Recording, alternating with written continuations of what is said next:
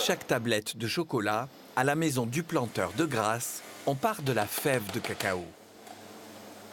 On a eu une rencontre avec des planteurs en Sierra Leone. Là-bas, il y avait des cacaoyers qui étaient vieillissants, donc en fait, qui avaient quand même un savoir-faire.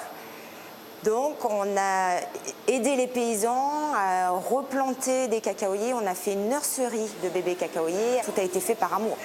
Maintenant qu'on aide et qu'on est en collaboration, en partenariat avec des paysans, autant en arriver à faire jusqu'au produit fini. Donc, par la suite, on a ouvert il y a 2 ans la manufacture de chocolat à Grasse, puisque là, on est dans la ville des parfums, des notes et des arômes, donc tout ce qu'on retrouve dans le chocolat.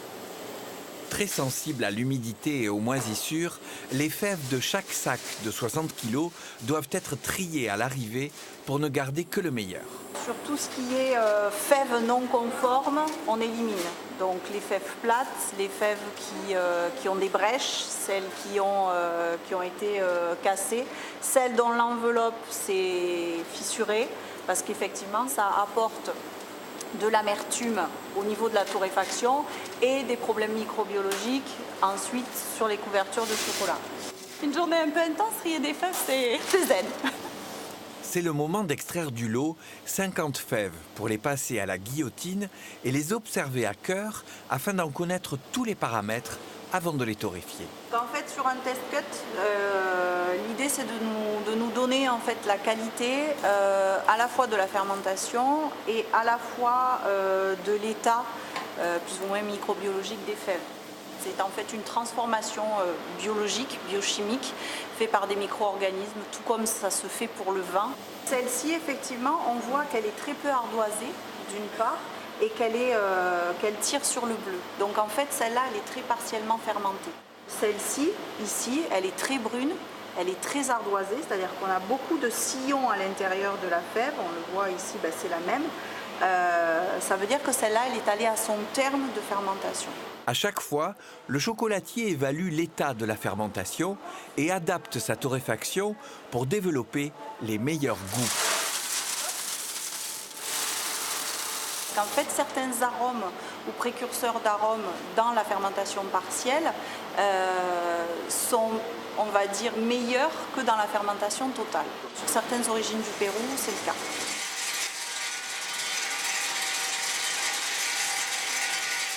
Après la torréfaction, c'est le moment de décortiquer les fèves et de les concasser pour en extraire le gruet. On écarte les enveloppes et la poussière.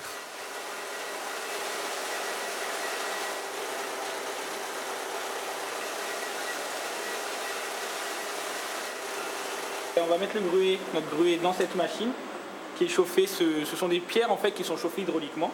Il y a un circuit d'eau chaude à l'intérieur. Avec la friction des pierres et la chaleur de l'eau, le gras va ressortir de la fève et on va avoir une sorte de tapenade en fait qui va sortir en bas. Donc le chocolat, mais encore avec des morceaux dedans qui ne sera pas tout à fait fini. Donc c'est pour ça que c'est la liqueur et pas encore la pâte de cacao.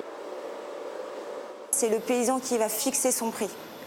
Nous, il y a un marché des industriels et c'est eux qui fixent leur prix. Après, il y a le marché du cacao. Nous, on va acheter au-dessus du prix du marché de manière à ce que dans ce confort-là, on crée vraiment une relation avec eux. Ce qui nous intéresse, c'est qu'ils continuent à créer toujours le même produit avec le même amour, qu'il ait la même qualité. Ce qui nous intéresse aussi, c'est de leur faire goûter après le produit fini pour qu'on ait vraiment une fusion entre eux et nous. C'est la dernière étape qui révèle tous les arômes et la qualité du produit. Mélangé au beurre de cacao, la liqueur de cacao va devenir du chocolat. C'est le conchage qui peut ici durer plusieurs jours. Tous les ingrédients de départ sont en bio et certifiés équitables, même si le produit final n'est pas labellisé, mais ce n'est qu'un début. On a une volonté de développer les origines, puisque à chaque fois on a tellement des notes et des arômes différents que c'est justement quand on travaille sur des produits purs et naturels comme ça qu'on peut ressentir en bouche toutes ces notes. Un détail, des coordonnées, un commentaire, rendez-vous sur le site de Priori Terre.